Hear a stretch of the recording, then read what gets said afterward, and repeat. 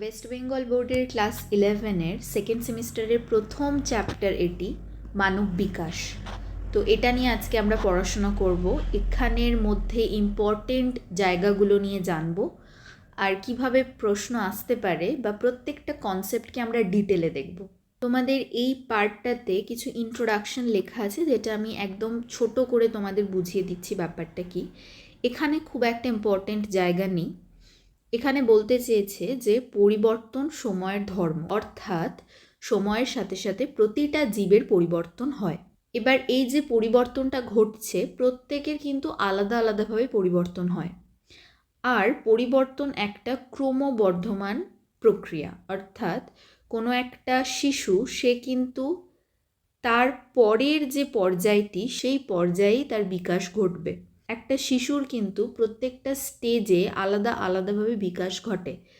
মানে এমন নয় যে শিশুটা প্রথমে ছোট ছিল, সে একেবারে বড় হয়ে গেল, তারপরে তার আবার ছোটবেলা এলো, এইভাবে কিন্তু বিকাশ ঘটে না। একটা সিরিয়ালি ঘটে, অর্থাৎ সময়ের সাথে সাথে প্রত্যেকটা স্টেজে, প্রত্যেকটা স্তরে আমরা আলাদা আলাদাভাবে বিকাশ দেখতে পাই এবং সেটা একটা ক্রমে ঘটে, একটা নিয়মে ঘটে। এরপরে এখানেও বেশ কিছু ইন্ট্রোডাকশনই দেওয়া আছে, এগুলো জাস্ট রিডিং পড়ে নিও। এখানে ইম্পর্টেন্ট জায়গা তেমন কিছু নেই। এখানে মানসিক দিক, শারীরিক দিক, দেহগত দিক থেকে প্রত্যেকটা দিক থেকে যে জীবের পরিবর্তন হয়, এই ব্যাপারটা নিয়েই আলোচনা করা হয়েছে। তারপর এখানে এটাও বলেছে আমরা বিকাশ বলতে কি বুঝি। একটা জীব যখন সময়ের সাথে সাথে তার কিছু শারীরিক এবং মানসিক পরিবর্তন হয়, এবার এই যে শারীরিক আর মানসিক পরিবর্তনটা ঘটছে, এটা কি শুধুমাত্র জীবটা যখন এনভায়রনমেন্টে আসছে, অর্থাৎ পরিবেশে আমরা তাকে দেখতে পাচ্ছি, তখনই ঘটছে? সেটা কিন্তু একদমই নয়। একটা শিশু যখন তার মাতৃগর্ভে থাকে, ঠিক সেই সময় থেকেই কিন্তু তার বিকাশ শুরু হয়ে যায়। তার মানে শিশুটার বিকাশ ঘটছে মাতৃগর্ভ থেকে, যেখানে আমরা তাকে ডিরেক্টলি দেখতে পাচ্ছি না। তাহলে সেই বিকাশের কথাও কিন্তু এখানে বলা হয়েছে। আর শিশুটি যখন মাতৃগর্ভ থেকে বেরিয়ে আসে, তারপরে যখন সে পরিবেশের সাথে তার আলাপচারিতা হয়, পরিবেশের বিভিন্ন জিনিসের সাথে সে ইন্টারঅ্যাক্ট করে, তখন কিন্তু তার আলাদাভাবে বিকাশ ঘটে। তখন দেহগত বিকাশ তো ঘটেই, তার সাথে সাথে তার মানসিক বিকাশও ঘটে, অর্থাৎ সাইকোলজিক্যাল ডেভেলপমেন্টও তার কিন্তু হয়। এরপরে এখানে কিছু বিকাশের ডেফিনেশন বা সংজ্ঞা দেওয়া আছে, তো আমরা সেটা দেখব কি কি। যেমন এখানে বিজ্ঞানী ভ্যান ডেন ডেল বলেছেন, পরিণমন ও অভিজ্ঞতার পারস্পরিক ক্রিয়ার ফলে মানুষের মধ্যে সংঘটিত ক্রমবর্ধমান পর্যায়ক্রমিক গুণগত পরিবর্তনকে বিকাশ বলে। অর্থাৎ ধরো এই যে বিকাশটা ঘটছে, এখানে কি হয়, এটা প্রোগ্রেসিভ হয়। মানে কি, এটা সবসময় এগিয়ে যায়। বিকাশ কিন্তু কখনো পিছিয়ে যায় না, রিগ্রেস করে না। অর্থাৎ যেটা আমি ফার্স্ট এক্সাম্পলেই বোঝালাম, কোনো একটা বয়স্ক লোক, সে কিন্তু তার 80 ইয়ার্সের থেকে পিছনে গিয়ে একদম 6 ইয়ার্সে পৌঁছাতে পারবে না। ঠিক আছে, এই প্রসেসটা কিন্তু কোনো সময়তেই হয় না। কি হয়, একজন ছোট বাচ্চাই ধীরে ধীরে বড় হচ্ছে, অর্থাৎ এটা একটা এগিয়ে যায়, প্রোগ্রেসিভ একটা প্রসেস, যেটা কিন্তু কি ঘটে, পরিণমন আর অভিজ্ঞতার পারস্পরিক ক্রিয়ার ফলে ঘটে। অর্থাৎ পরিণমন মানে কি, ম্যাচুরেশন। আমরা যত ম্যাচিওর হব ফিজিক্যালি অ্যান্ড মেন্টালি, আর এক্সপিরিয়েন্স আমরা যত গ্যাদার করব, এই দুটোর যে পারস্পরিক ক্রিয়াটা হয়, সেটার যে গুণগত পরিবর্তনটা আমরা পাচ্ছি, সেটাকে বিকাশ বলবো। এবার বিকাশ মানে কিন্তু শুধুমাত্র শারীরিক পরিবর্তন নয়, বা শুধুমাত্র একজন হাইটে লম্বা হচ্ছে, ওয়েটে বাড়ছে, সেটাই বিকাশ নয়, সেটাকে বৃদ্ধি বলা হয়। বিকাশ কি, যার হাইট ওয়েটও বাড়ছে, তার সাথে সাথে তার সাইকোলজিক্যাল বা কগনেটিভ অ্যাসপেক্টগুলোও ভালো হচ্ছে, অর্থাৎ বৃদ্ধি পাচ্ছে। যেমন তার বুদ্ধির দিক থেকে সে বাড়ছে, তার শিক্ষার দিক থেকে সে বাড়ছে, অভিজ্ঞতা বাড়ছে, এগুলো সব কিন্তু ডেভেলপমেন্টের আন্ডারে পড়বে। এরপরে আরও কিছু ডেফিনেশন এখানে দেওয়া আছে, যেমন বিজ্ঞানী জেই অ্যান্ডারসন বলেছেন, বিকাশ হলো বৃদ্ধি এবং সেই সব আচরণগত পরিবর্তন যে পরিবর্তনগুলি উৎপন্ন হয় বিভিন্ন পরিবেশগত পরিস্থিতির ফলে। অর্থাৎ আমাদের এই যে বিকাশটা ঘটছে এটা কিন্তু এক প্রকার বৃদ্ধি, যেটা আমি বললাম যে শারীরিক পরিবর্তনটা বৃদ্ধি, এবং এর সাথে আমাদের যে আচরণের পরিবর্তন হচ্ছে, আর সেটা আমরা যখন পরিবেশের বিভিন্ন পরিস্থিতির সাথে মানিয়ে নিতে পারছি, পরিবেশের বিভিন্ন পরিস্থিতির সাথে আমরা মোকাবিলা করতে পারছি, আমাদের এক্সপিরিয়েন্স বিভিন্ন হচ্ছে, এটাকে বিকাশ বলে। এখানে আরও দুটো সংজ্ঞা আছে, এই দুটো সংজ্ঞাও ভীষণ ইম্পর্টেন্ট। যেমন কি বলছে, মনোবিজ্ঞানী হার্ল্ড স্টিভেনসন বলেছেন, বিকাশ হলো আচরণগত পরিবর্তন যা সারা জীবনব্যাপী ঘটে। এই যে বিকাশ কিন্তু কোনো সময় বন্ধ হয়ে যায় না, বৃদ্ধি বন্ধ হয়ে যেতে পারে। অর্থাৎ একটা মানুষ একটা সময় অবধি তার হাইট বা ওয়েট বাড়তে পারে, কিন্তু বিকাশের কোনো সময়সীমা নেই। বিকাশ কিন্তু লাইফ টাইম প্রসেস, একটা পুরো লাইফ স্প্যান জুড়ে ঘটে। আমাদের হয়তো হাইট ওয়েট বন্ধ হয়ে গেল, আর বাড়লো না, কিন্তু আমরা মেন্টালি বা সাইকোলজিক্যালি গ্রো করছি, আমাদের এক্সপিরিয়েন্স রোজ নতুন নতুন হচ্ছে। তাহলে এগুলো সব কিন্তু বিকাশের আন্ডারে পড়বে, যেটা আমাদের সারা জীবনব্যাপী ঘটে। এরপরে মনোবিজ্ঞানী রবার্ট এম লিবার্ট বলেছেন, বিকাশ বলতে বোঝায় পরিণমন ও পারস্পরিক মিথস্ক্রিয়ার ফলে উৎপন্ন সময় অনুযায়ী সংঘটিত বৃদ্ধি এবং সামর্থ্যের পরিবর্তনের প্রক্রিয়া।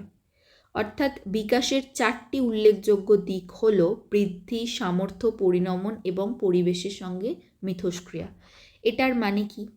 এই যে বিকাশ ঘটে, বিকাশটা 4টে ভাবে ঘটে, বা 4টে দিক আমাদের যখন পরিবর্তন হচ্ছে তখন আমরা সেটাকে বিকাশ বলবো। যেমন ফার্স্ট, বৃদ্ধি, হাইট ওয়েট যেটাই বাড়ছে, শুধু শারীরবৃত্তীয় পরিবর্তন হচ্ছে বৃদ্ধিতে। সামর্থ্য মানে কি? আমাদের যখন কাজ করার ক্ষমতা বেড়ে যাচ্ছে, এবিলিটি যেটাকে বলে, বা ক্যাপাবিলিটি, সামর্থ্য। যেমন একদম ছোটোবেলায় আমরা কোনো একটা জিনিস পারতাম না করতে, কিন্তু বয়সের সাথে সাথে আমরা সেটা করতে পারছি। যেমন ধরো অঙ্ক, ছোটোবেলায় আমাদের খুব সিম্পল যোগ বিয়োগ থাকতো, বাট এখন আমরা অনেক বড় বড় ক্যালকুলেশন করতে পারছি। অর্থাৎ আমাদের বিকাশ ঘটেছে, আমাদের সামর্থ্যটা বেড়েছে। এরপরে পরিণমন মানে কি? ম্যাচুরেশন, যেখানে আমরা ম্যাচিওর হচ্ছি আগের থেকে বেশি। আর কি? পরিবেশের সঙ্গে মিথস্ক্রিয়া, অর্থাৎ ইন্টারঅ্যাকশন উইথ দ্য এনভায়রনমেন্ট, যেখানে আমরা এনভায়রনমেন্টের সাথে ইন্টারঅ্যাক্ট করছি, অর্থাৎ আমাদের একটা যোগাযোগ স্থাপন হচ্ছে এনভায়রনমেন্টের সাথে, আর আমরা সেখান থেকে বিভিন্ন জিনিস শিখছি। এই 4টে দিক উল্লেখযোগ্য ভীষণভাবে বিকাশের ক্ষেত্রে। এই 4টে দিকের পরিবর্তন হওয়া মানে কোনো একটা ব্যক্তির বিকাশ ঘটেছে। এরপরে এখানে বেশ কিছু বিকাশের বৈশিষ্ট্য বা ক্যারেক্টারিস্টিক্স দেওয়া আছে। যেমন ফার্স্ট হলো ধারাবাহিক প্রক্রিয়া। এটার মানে কি? এটা একটা কন্টিনিউয়াস প্রসেস। যেমন বিকাশ হলো একটা অবিরত ও ধারাবাহিক প্রক্রিয়া, যেটা আমি কি বললাম, যে প্রথম থেকে বিকাশ যখন ঘটে সেটা একটা ধারাবাহিকভাবে ঘটে বা সিরিয়ালি ঘটতে থাকে।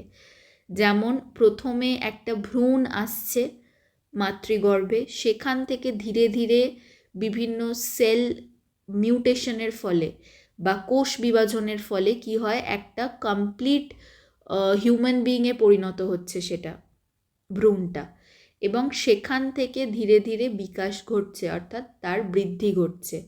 তো এই যে এটা একটা অবিরত, মানে সবসময় কন্টিনিউয়াস প্রসেস, সবসময় চলছে, আর ধারাবাহিকভাবে মানে সিরিয়ালি, একটার পর আরেকটা এইভাবে ঘটছে। এরপরে ক্রমসমষ্টিমূলক প্রক্রিয়া, অর্থাৎ কিউমুলেটিভ প্রসেস। এটার মানে কি? এখানে বলছে শিশুর জীবনের প্রত্যেক স্তরের বিকাশ তার পূর্ববর্তী স্তরের ওপর নির্ভর করে ঘটে। অর্থাৎ ধরো কোনো একটা শিশু 2 বছর বয়সে, যখন বাচ্চাদের 2টো ওয়ার্ড অ্যাটলিস্ট তারা বলতে পারে, তো সেই বাচ্চাটা 2 বছর বয়সে সে কিছুই বলতে পারছে না, কোনো কথাই বলতে পারছে না। তাহলে আমরা কখনোই এটা এক্সপেক্ট করব না যে সে 3 বছরে একটা কমপ্লিট সেন্টেন্স বলবে। তাহলে এখানে আমাদের যে বিকাশটা ঘটছে শিশুটার, সেটা কিন্তু আগের স্তরের ওপর নির্ভর করে ঘটে। কোনো একটা শিশুর যদি ডিলে চলে কোনো একটা জিনিসে, ধরো তার হাঁটা চলাতে দেরি হচ্ছে, তাহলে কিন্তু আমরা নেক্সট তার স্টেপটাকে প্রেডিক্ট করতে পারবো যে এখন হাঁটতে পারছে না, এর মানে কিন্তু এই নয় যে কিছু মাস পরে গিয়ে সে একদম দৌড়াতে শিখে যাবে, সেটা নয়। তাহলে আমরা বিকাশটাকে আগে থেকে প্রেডিক্ট করতে পারি, ঠিক আছে, বা আগের স্তরটাকে দেখে আমরা একটা অনুমান করতে পারি। এরপরে যেটা বলছে পারস্পরিক ক্রিয়ার ফলশ্রুতি, এটার মানে কি ইন্টারঅ্যাকশন প্রসেস। এই যে শিশু জন্মগতভাবে কিছু বৈশিষ্ট্যের অধিকারী থাকে, এই বৈশিষ্ট্যগুলি তার পূর্বপুরুষদের কাছ থেকে পাওয়া বা বংশগতি থেকে পাওয়া, যেটা হচ্ছে হেরিডিটি। তো এখানে শিশুটা কি করছে, বিকাশের ফলে তার কি ঘটছে, যে সে কিছু তার বংশগতি থেকেও কিছু বৈশিষ্ট্য বা কোয়ালিটি পাচ্ছে, আর সে পরিবেশের সাথে মিথস্ক্রিয়া করে বা পরিবেশের সাথে ইন্টারঅ্যাক্ট করেও সেখান থেকেও কিছু সে বৈশিষ্ট্য লাভ করছে, তার এক্সপিরিয়েন্স গেইন করে, অর্থাৎ অভিজ্ঞতা লাভ করে সে কিন্তু কিছু তার বিকাশ ঘটছে। তো এটা পারস্পরিক ক্রিয়ার একটা ফলশ্রুতি, অর্থাৎ ইন্টারঅ্যাকশন প্রসেস। এরপরে যেটা বলছে সামঞ্জস্যপূর্ণ প্রক্রিয়া। সামঞ্জস্যপূর্ণ প্রক্রিয়া মানে কি, এই যে প্রত্যেকটা ব্যক্তির সেমভাবে বিকাশ ঘটে না, অর্থাৎ কেউ 1 বছরে কথা বলতে শিখছে মানে তারই পাশের বাড়ির কোনো একজন সেও যে 1 বছরেই কথা বলতে শিখবে এরকম কোনো মানে হয় না।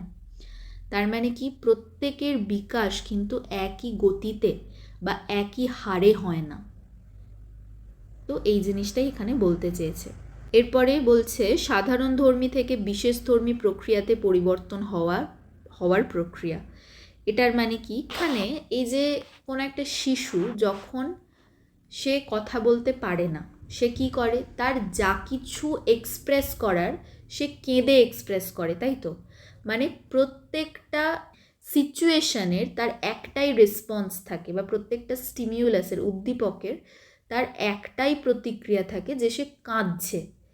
এবার সে যে কাঁদছে, বাকিজনকে বুঝে নিতে হবে যে সে কেন কাঁদছে, তার কি খিদে পেয়েছে নাকি তার ডিসকমফর্ট ফিল হচ্ছে। কিন্তু এই শিশুটাই যখন বড় হয় তখন কিন্তু সে বলতে শেখে, তার প্রত্যেকটা সিচুয়েশানে তার আলাদা আলাদা রেসপন্স হয়।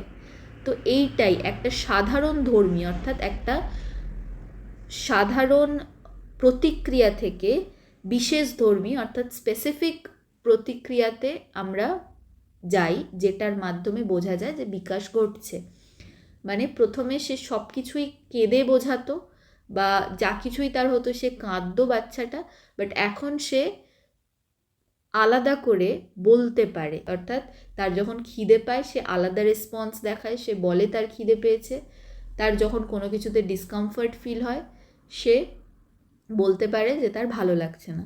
তো এখানে একটা সেম রেসপন্স যেটা সে দেখাচ্ছিল, যেটা একটা সাধারণ ধর্মী, মানে একই রেসপন্স প্রত্যেকটা স্টিমিউলাসের ক্ষেত্রে, সেখান থেকে একটা বিশেষ আলাদা রেসপন্স সে দেখাতে পারে প্রত্যেকটা আলাদা আলাদা স্টিমিউলাসের জন্য। এরপরে বলছে ব্যক্তি স্বাতন্ত্র্যের প্রক্রিয়া, অর্থাৎ এই যেটা বললাম যে শিশুর যে বিকাশ ঘটছে এটা সম্পূর্ণ নিজস্ব রকমের হয় এবং স্বতন্ত্র প্রক্রিয়া হয়। বয়স অনুযায়ী যেমন বিকাশের হার বিভিন্ন হয়, একই বয়সে শিশুদের মধ্যে বিকাশেরও বিভিন্নতা দেখতে পাওয়া যায়, যেটা একটু আগেই আলোচনা করলাম যে বিকাশ যে ঘটছে প্রত্যেকটা শিশুর কিন্তু একইভাবে বিকাশ ঘটবে না, একই সময় বিকাশ ঘটবে না। তো এই জিনিসটা এখানে ডেসক্রাইব করা আছে। এরপরে বলছে পারস্পরিক সম্পর্কযুক্ত প্রক্রিয়া, অর্থাৎ ইন্টার কোরিলেটেড প্রসেস। যেমন বিকাশের কোনো একটি দিক যদি পিছিয়ে পড়ে তবে সমান্তরালভাবে সম্পৃক্ত অন্যান্য বিকাশগুলিও পিছিয়ে পড়বে। যেমন শিশুর প্রথম দিকের সামাজিক বিকাশের অগ্রগতি বাধাপ্রাপ্ত হলে তার ভাষার বিকাশও বাধাপ্রাপ্ত হবে, অথবা কোনো শিশুর অঙ্গ সঞ্চালনগত অর্থাৎ মোটর বিকাশ বাধাপ্রাপ্ত হলে তার প্রাক্ষবিক বিকাশও বা সামাজিক বিকাশও বাধাপ্রাপ্ত হবে। অর্থাৎ যার অঙ্গ সঞ্চালনগত, যেমন হচ্ছে হাঁটা চলা করা, এই জিনিসগুলো তার যদি ডিলে হয় বা সে যদি লেটে শেখে তাহলে কিন্তু তার সামাজিক বিকাশটাও লেটে হবে। অর্থাৎ সে মানুষের সাথে ইন্টারঅ্যাক্ট করতে পারছে না, কথা বলতে পারছে না, এই জিনিসটাও তার লেটে আসবে। তো এটা প্রত্যেকটা প্রসেসই ইন্টার কোরিলেটেড বা পারস্পরিকভাবে সম্পর্কযুক্ত। এরপরে বলছে অনুমানযোগ্য প্রক্রিয়া, যেটা একটু আগেই আলোচনা করলাম, যে আমরা প্রেডিক্ট করতে পারি বিকাশকে, অর্থাৎ আগে থেকে আমরা বুঝতে পারি যে এর কতটা বিকাশ ঘটতে পারে, বা কোনো বাচ্চা যদি ডিলে হয় তাহলে আমরা এটা বুঝতে পারি যে পরবর্তী পর্যায়েও তার ডিলেই হবে। অর্থাৎ সে এখন কথা না বলতে পারলে 2 মাস পরে গিয়েও সে একদম কমপ্লিট সেন্টেন্স বলে দিচ্ছে, এরকম কিন্তু হবে না। সে যদি 3 বছরে কথা না বলতে পারে, 3 বছর 2 মাসে গিয়ে সে হয়তো একটা ওয়ার্ড বলতে পারবে, সে কমপ্লিট সেন্টেন্স বলছে, সেরকম কিন্তু হবে না। আর কি বলছে, সর্পিল বিন্যাসযুক্ত প্রক্রিয়া। এটার মানে হলো এই যে আমাদের বিকাশ ঘটে, এটা কিন্তু ভীষণ একটা সরল যে পদ্ধতি সেটা কিন্তু নয়। কোনো একটা শিশুর হয়তো বিকাশ ঘটছে, সেটা মিডিলে গিয়ে হয়তো থেমে গেল, তারপর আবার কিছু মাস পরে গিয়ে তার বিকাশ শুরু হলো, এরকমভাবেও কিন্তু বিকাশ ঘটতে পারে। যতটা ইজিলি আমরা ভাবছি জিনিসটা কিন্তু ততটা ইজিলি হয় না। এরপরে কি বলছে, নির্দিষ্ট বৈশিষ্ট্যযুক্ত পর্যায়, অর্থাৎ প্রত্যেকটা স্টেজের একটা নির্দিষ্ট বৈশিষ্ট্য থাকে। যেমন কি কোনো একটা বাচ্চা এত বছর বয়সেই হাঁটতে শিখবে বা হামাগুড়ি দিতে শিখবে, তারপর এত বছর বয়সে সে হাঁটতে শিখবে। এই যে প্রত্যেকটা মাইলস্টোন হয়, এইটাই হচ্ছে প্রত্যেকটা বিকাশের বৈশিষ্ট্য বা প্রত্যেকটা পর্যায়ের একটা বৈশিষ্ট্য। এরপরে এখানে বৃদ্ধি, পরিণমন ও বিবর্তনের কিছু ধারণা দেওয়া আছে। যেমন বৃদ্ধি বলতে এতক্ষণে তোমরা বুঝতে পারলে যে বৃদ্ধি মানে শুধু শারীরবৃত্তীয় পরিবর্তন। একটা শিশু জন্মের পর থেকে ধীরে ধীরে তার নানাভাবে যে পরিবর্তন ঘটে, এই যে দৈহিক দিক থেকে যে পরিবর্তন ঘটে, সেটাই হচ্ছে আমাদের বৃদ্ধি। বৃদ্ধি বলতে বোঝায় যখন শিশুর দৈর্ঘ্য, উচ্চতা, ওজন প্রভৃতি বাড়তে থাকে। যে সমস্ত দেহগত পরিবর্তন আমরা লক্ষ্য করি শিশুর মধ্যে, বয়সের সঙ্গে সঙ্গে সেই পরিমাণগত ক্রমবর্ধমান পরিবর্তন হলো বৃদ্ধি। অর্থাৎ এই যে ওজনে বাড়ছে, উচ্চতায় বাড়ছে, এটাই হলো বৃদ্ধি। এখানে কিছু ডেফিনেশন দেওয়া আছে যেটা ওই সেম জিনিসই বলছে, তো তোমরা ডেফিনেশনগুলো অবশ্যই পড়বে। এরপরে মোস্ট ইম্পর্ট্যান্ট কোয়েশ্চেন, এটা ভীষণ ইম্পর্ট্যান্ট আর এটা এক্সামে আসবে। বৃদ্ধি আর বিকাশের মধ্যে পার্থক্য কী? এই যে আমরা এতক্ষণ বৃদ্ধি, বিকাশ এগুলো নিয়ে আলোচনা করলাম, এই পার্থক্যগুলোই এখানে লেখা আছে। যেমন বৃদ্ধিতে আমরা কি পড়লাম, যে বৃদ্ধি বলতে শুধুমাত্র দৈহিক ক্রমবর্ধমান পরিবর্তনকেই বোঝায়, কিন্তু বিকাশ বলতে দৈহিক, মানসিক, সামাজিক প্রভৃতি সামগ্রিক পরিবর্তনকে বোঝায়। বৃদ্ধি বলতে বিকাশের একটি আংশিক পরিবর্তনকে বোঝায়। বিকাশের আংশিক পরিবর্তন মানে কি? শুধুমাত্র দৈহিক পরিবর্তন, যেটা বিকাশের আন্ডারে পড়ছে। তো বৃদ্ধি হলো বিকাশের আংশিক পরিবর্তন, আর বিকাশটা কি? জীবের সামগ্রিক পরিবর্তন। বৃদ্ধি বলতে ব্যক্তির উচ্চতা, ওজন, আয়তন প্রভৃতির পরিবর্তনকে বোঝায়, আর বিকাশ হলো সামগ্রিকভাবে সকল দিকের পরিবর্তন। বৃদ্ধি হলো পরিমাণগত পরিবর্তন, বিকাশ হলো গুণগত পরিবর্তন। বৃদ্ধিটা আমরা পরিমাণ করতে পারি, তাই জন্য এটা পরিমাণগত পরিবর্তন। একটা মানুষের হাইট কতটা বাড়লো, তার ওয়েট কতটা বাড়লো, এগুলো আমরা পরিমাণ করতে পারি, একটা ডিজিট আমরা পাবো এখান থেকে। কিন্তু বিকাশ আমরা কোনো ডিজিটে বলতে পারি না যে এর এত বিকাশ ঘটলো, যেহেতু এটা মানসিক, সামাজিক প্রত্যেকটা কোয়ালিটিকেই ডেসক্রাইব করে বিকাশে, তো এই জন্য এটা গুণগত পরিবর্তন হয়, কোয়ালিটির পরিবর্তন। এবার বলছে বৃদ্ধি সরাসরি পর্যবেক্ষণযোগ্য। স্বাভাবিক, আমরা বৃদ্ধিকে পর্যবেক্ষণ করতেই পারি, আমরা দেখে বুঝতেই পারি যে কার কতটা বৃদ্ধি ঘটেছে, হাইট, ওয়েট মেপে। আর বিকাশ কিন্তু সরাসরি পরিমাপ করা যায় না, এটা পরোক্ষভাবে আচরণের মাধ্যমে প্রকাশিত হয়। অর্থাৎ কে কতটা ম্যাচিওর, কে কতটা ভালোভাবে ইন্টারঅ্যাক্ট করছে, কথা বলছে, এইগুলো থেকে আমরা বিকাশকে বুঝতে পারি। বৃদ্ধি সরাসরিভাবে পরিমাপযোগ্য, যেটা বললাম, পরিমাপ করা যায় বৃদ্ধিকে, বিকাশকে কিন্তু করা যায় না সরাসরিভাবে পরিমাপ, এটাকে পরোক্ষভাবে করতে হয়, অর্থাৎ আমাদের অবজার্ভ করতে হয়। বৃদ্ধির একটি সময়গত সীমা আছে, নির্দিষ্ট সময়ের পর আর কিন্তু বৃদ্ধি হয় না। বিকাশের কোনো সীমা নেই, এটা লাইফ টাইম চলতে থাকে, মৃত্যুর আগে পর্যন্ত। বৃদ্ধি শারীরিক ও দৈহিক পরিবর্তন, বিকাশ কার্যগত ও আচরণগত পরিবর্তন। বৃদ্ধি বিকাশের দ্বারা প্রভাবিত হয়, বিকাশ বৃদ্ধির ওপর নির্ভরশীল নয়। অর্থাৎ বৃদ্ধি যে হচ্ছে সেটা বিকাশের দ্বারা প্রভাবিত হয়, কিন্তু বিকাশ যখন ঘটছে কোনো একটা মানুষের সেটা কিন্তু বৃদ্ধির ওপর নির্ভরশীল হয় না। মানে একটা মানুষের শুধু হাইট ওয়েট বাড়ছে সেটাই আমরা বলে দেবো না যে এর বিকাশ ঘটেছে, তার মানসিকভাবেও তাকে পরিবর্তন হতে হবে, সামাজিকভাবেও। তো এটা কিন্তু বৃদ্ধির ওপর নির্ভরশীল থাকে না বিকাশটা।